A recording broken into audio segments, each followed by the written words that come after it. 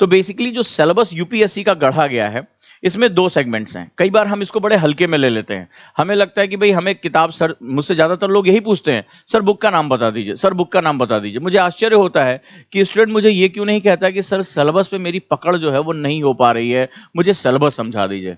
किताबें तो हजार पड़ी हुई हैं, किसके पास आज किताबें नहीं? इंटरनेट पे आप क्लिक करके देखिए, आपको किताबें मिल जाएंगी। तो ये सबसे बड़ा अंतर होता है। अब यूपीएससी के सिलेबस में आपके पास दो हिस्से हैं, एक सन 2011, सन 2013 2013 और उसके बाद का हिस्सा, और इससे पहले का हिस्सा। 2011 से पहले हमारे यहाँ सीसैट नहीं हुआ करता था, उसका सिलेबस का ओरिएंटेशन अलग था। उसके बाद तमाम रिपोर्ट्स आई, वीरप्पा मोइली की कमेटी बनी और तमाम जो है रिपोर्ट्स आनी शुरू हुई, और उसमें लगा कि नए जमाने के हिसाब से ब्यूरोक्रेसी को तैयार करना है। अब जरा ध्यान से मेरी कहानी को सुनिएगा कि क्या है। सरकार का टॉप लेवल एक कमेटी की गठन करता है, कई कमेटियां बनती, एक ही नहीं, होता कमेटी हो गई, बासवान कमेटी हो गई, वीरप्पा मोइली में द्वितीय प्रशासनिक सुधार आयोग हो गया, और वहां सरकार थिंक करना शुरू करती है, यार हमारी जो ब्यूरोक्रेसी है वो 21st सेंचुरी के चैलेंजेस के हिसाब से सही नहीं है। इसमें हमें कुछ नए लोग ऐसे चाहिए जो नई सोच के हों और भारत की नई चुनौतियों, याद रखिएगा जो न्यू प्रॉब्लम्स है उसके हिसाब से सोच सकें, उसके हिसाब से डिसीजन ले सकें, उसके हिसाब से जो है वो क्विकली जो है वो इनपुट दे सकें। साथ ही साथ सेकंड जो प्रशासनिक सुधार आयोग था वीरप्पा मोइली का, उसमें उन्होंने कहा कि हमारे ब्यूरोक्रेसी में शुचिता, इंटीग्रिटी, एथिक्स होना चाहिए, डिसीजन जो है न्यायपूर्ण लिया जाना चाहिए। हमारे संविधान की जो मूल तत्व है जिसमें हम सोशल इकोनॉमिक जस्टिस की बात करते हैं, वो जस्टिस प्रिवेल हो जाना चाहिए। अमीर और गरीब के अंतर को खत्म करने का जो सबसे बड़ा माध्यम है ये हमारी ब्यूरोक्रेसी हो सकती है। लेकिन ये ब्यूरोक्रेसी जो है वो पुरानी होती चली जा रही है, इसमें बहुत ज्यादा ठहराव आ गया और नई तरह की चैलेंजेस वो हम जो है वो नहीं मिटिगेट कर पा रहे हैं। पहले के समय में इस तरह के साइबर क्राइम नहीं हुआ करते थे, बच्चों को उनके मोबाइल में घुस के उनको आत्महत्या करने के लिए मजबूर नहीं किया जाता था, पोर्नोग्राफी इतनी ज्यादा नहीं थी, इस तरह के जो ब्राइब इतने बड़े पैमाने पर जो नहीं होते थे, हवाला का रूट इतना ताकतवर नहीं हुआ करता था। तो अभी जो चैलेंजेस हमारे सामने वो बहुत ज्यादा हो चुके हैं, राइट। अब ये जो सोच एक आई, सोच ने एक नए बदलाव की तरफ परंपरा उस पर रखा, और 2011 और 2013 में दो बड़े बदलाव किए गए। 2011 में प्री में बदलाव किया गया, जहां पर मैथमेटिक्स, रीजनिंग, थोड़ी इंग्लिश की नॉलेज, डिसीजन मेकिंग, इस तरह के नए कॉन्सेप्ट लेकर आए गए। और जीएस में भी बहुत से बदलाव किए गए जिसके बारे में अभी मैं आपसे डिस्कस करूंगा। इसके पश्चात जो हमारा अगला सेगमेंट शुरू हुआ वो सेगमेंट 2013 में हुआ। मेंस में भी जबरदस्त बदलाव किए गए, जहां पहले जो है वो ऑप्शनल के 2 पेपर हुआ करते थे और 1200 मार्क्स के हुआ करते थे, स्टूडेंट रट के भी ये जो है वो निकल जाता था, कोई कहने वाली बात नहीं थी, और जीएस का बहुत ही कम योगदान था। वहां पर जो है वो जीएस के पेपर को 1000 मार्क्स में कर दिया गया, एसए को 200 से उठाकर 250 कर दिया गया, और जहां पर बहुत बड़े सेगमेंट में बदलाव किए गए और एथिक्स, इंटीग्रिटी जैसा नया पोर्शन लेकर आया गया, गवर्नेंस जैसा नए टॉपिक को लेकर आया गया, इंटरनल सिक्योरिटी, आंतरिक सुरक्षा बहुत महत्वपूर्ण मुद्दा है, उसको लेकर आया गया, आपदा प्रबंधन जैसे मुद्दों को इसमें इनपुट दिया गया, ई गवर्नेंस के ऊपर जो है वो बातचीत की गई, कला और संस्कृति को और ज्यादा विस्तार दिया गया, भूगोल में खासतौर पे जो दक्षिण एशिया जहां जिसका हम पार्ट हैं, जिसके रिसोर्सेज को हमें यूज करना और जिसके इतने चैलेंजेस हैं हमारे सामने, उनको बहुत ज्यादा महत्व दिया गया। ऐसा करके जो है वो एक बहुत बड़ा डायमेंशन तय किया गया, क्योंकि जो वर्ड था वो ये था, जो उस समय के जितने भी टॉप ब्यूरोक्रेट्स थे वो ये कहते हैं 21वीं सदी में भारत के समक्ष, अब मेरी बात को बहुत गौर से समझना, भारत के समक्ष चुनौतियां, challenges in front of India in 21st century, right. बहुत ध्यान से मेरी बात को समझना। अभी मैं आपको आपका ओरिएंटेशन बताता हूं कि बेसिकली मेरा ओरिएंटेशन क्या है, राइट। 21st सेंचुरी में भारत की चुनौतियां। अब आप एक बिगिनर स्टूडेंट हो और आप समझना चाहते हो कि ये बेसिकली जो चैलेंजेस हैं, challenges in front of India in 21st century. अब आपके दिमाग में क्वेश्चन आएगा, ये चैलेंजेस क्या हैं, व्हाट आर द चैलेंजेस। ऐसे तो हमारे हिंदुस्तान में बहुत से चैलेंजेस हैं, हर समय हर जो है चैलेंज है, इतनी बड़ी पॉपुलेशन है, इतने कम रिसोर्सेज हैं, गरीबी, भुखमरी, ये सब कुछ बहुत ज्यादा है। और दो काम उसने कहा, पहली बात आपको पता होना चाहिए वो चैलेंजेस क्या हैं, दूसरा आप इसको मिटिगेट करने के लिए इसके सॉल्यूशन पर भी आप विचार करेंगे। यही यूपीएससी है, ये 2 पॉइंट में ही यूपीएससी की चाबी छुपी हुई है। यानी 21वीं सदी में भारत के समक्ष की चुनौतियां क्या हैं, चैलेंजेस क्या हैं, और दूसरा सॉल्यूशन क्या है।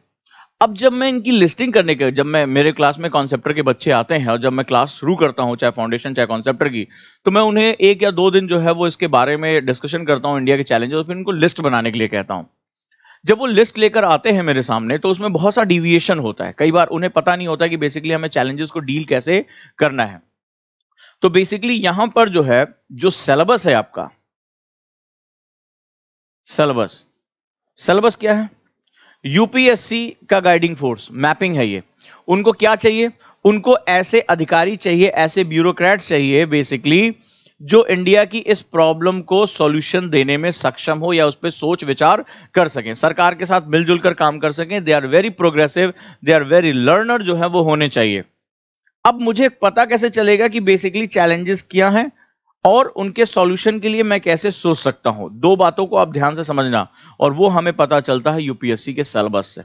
यूपीएससी का सिलेबस ही आपका बाइबल है, आपका कुरान, गीता, ये सब कुछ है, आपका धर्म ग्रंथ है, और इस सिलेबस में ही मेरी चाबी छुपी हुई है।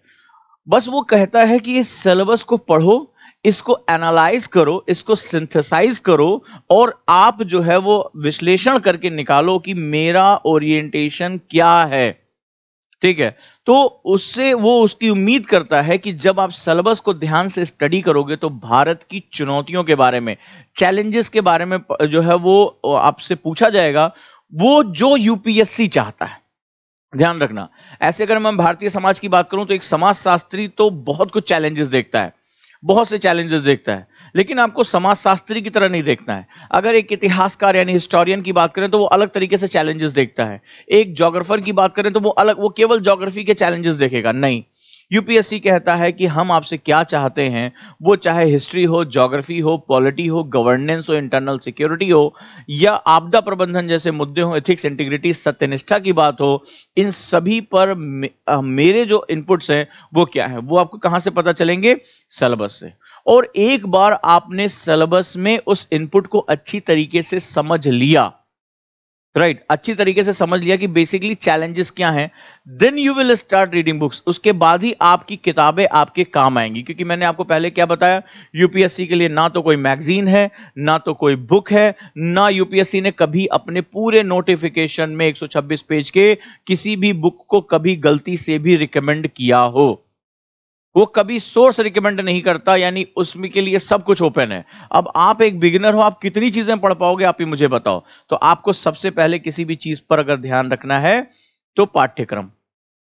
अब पाठ्यक्रम पढ़ने के सिलेबस के 2 तरीके हैं। एक, जैसे मैं अक्सर जो है वो पीडीएफ सेंड करता रहता हूं कि भाई आपने पेपर 1 में पढ़ लिया, पेपर 2 में पढ़ लिया। एक, उसके अंदर के हिडन डॉक्यूमेंट्स, यानी इसके अंदर छुपा हुआ मुद्दा क्या है, जिसको जानना मेरे लिए बहुत आवश्यक है। तो आज जो मेरा सेगमेंट शुरू हो रहा है वो बेसिकली इसी के साथ शुरू हो रहा है। दूसरा, आप सभी ने यह सुना होगा कि अगर आपको यूपीएससी में सफलता पानी है तो करंट अफेयर्स या न्यूज़पेपर पे आपकी कमांड होनी चाहिए। बट एक न्यूज़पेपर में जाने कितनी खबरें आती हैं, 16 पेज, 22 पेज अलग अलग न्यूज़पेपर में, और इतनी खबरों को हम डेली कैसे कवर कर सकते हैं? उसके लिए आपको न्यूज़पेपर का जो पता होना बहुत जरूरी है कि बेसिकली मेरे काम की खबर कौन सी है। क्योंकि आपको अब कुछ समय तक के लिए, जब तक आप यूपीएससी में सफल नहीं हो जाते, जब तक आप एक सक्सेसफुल कैंडिडेट बन के नहीं निकलते, और जब तक आप लबासना नहीं पहुंच जाते, तब तक आपको करना क्या है? तब तक आपको सिर्फ और सिर्फ अपने सिलेबस के अकॉर्डिंग खबरें ही पढ़नी है। आपकी रुचि क्या है, आप कितना खेलों में इंटरेस्ट लेते हैं, क्या, ये सब थोड़े समय के लिए रोक कर आपको अपने सिलेबस पे फोकस करना है, क्योंकि आपका टाइम बहुत लिमिटेड है। आपको जो लड़ाई लड़नी है वो बेसिकली टाइम से लड़नी है। जिस समय आप तैयारी कर रहे हैं उसी समय आईआईटीएन भी तैयारी कर रहा होगा, जेएनयू का जो है वो एक स्टूडेंट भी तैयारी कर रहा होगा, कोई जो है पिछले साल जिसने जो है आईआरएस क्वालिफाई किया होगा यूपीएससी में, वो इस बार अपनी रैंक इंप्रूवमेंट के लिए तैयारी कर रहा होगा। यानी आपको अगला जो काम करना है वो अपना समय बचाना है, और समय बचाने के लिए मुझे हमेशा ये बात पता होनी चाहिए कि मुझे, मेरे हाथ में जो भी डॉक्यूमेंट है, मुझे इसमें क्या पढ़ना है और क्या नहीं पढ़ना है। जितना मुझे ये इंपॉर्टेंट है कि मुझे क्या पढ़ना है। स्टूडेंट मेरे से पूछता है, सर नई एनसीईआरटी पढ़ें या पुरानी एनसीईआरटी? बता दिया। लेकिन क्या आपको पता है कि एनसीईआरटी में मुझे सारी चीजें नहीं पढ़नी, क्योंकि एनसीईआरटी स्कूल के बच्चों के लिए लिखी गई है। वो 6th 7th क्लास 8th का जो है इसको एग्जाम देना है। आपको केवल अपने काम की चीजें निकालनी है। This is the art of reading, art of learning. अगर ये आपके पास नहीं है तो आप लोग कहते हैं ना साहब 2-3 साल से पहले तो यूपीएससी में जो है वो एग्जाम नहीं निकलता, वो यही कहानी होती है। उनको साल 2 साल बाद पता आता है कि यार हमसे बेसिकली गलती हुई कहाँ थी और हम क्या कर रहे थे। देन वो वापस आते हैं, उसमें से कुछ लोग तो कभी वापस नहीं आते। कुछ लोग जो है जिनको लगता है कि हाँ कोई मुझे सही गाइड मिल गया या मुझे मेरी गलती पता चल गई, वो वापस आते हैं और वापस जो है वो अपनी तैयारी को सही तरीके से फ्रेम करते हैं। लेकिन ये काम हम पहले दिन से क्यों नहीं कर सकते? मेरा पहला प्रयास आपके सामने यही है